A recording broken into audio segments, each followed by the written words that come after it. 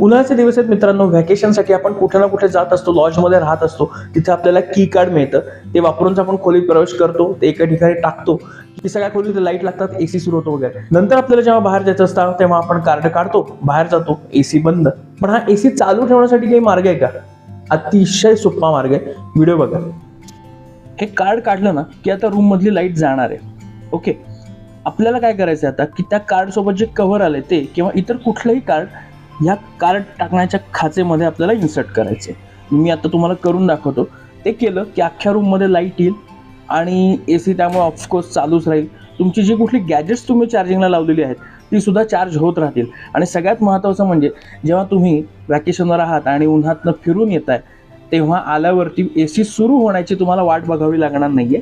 छानपैकी तुमची रूम थंडच असणार आहे. सोपी ट्रिक होते मित्रांनो. आवडली असेल तर नक्की व्हिडिओला लाईक करा. Thanks for watching.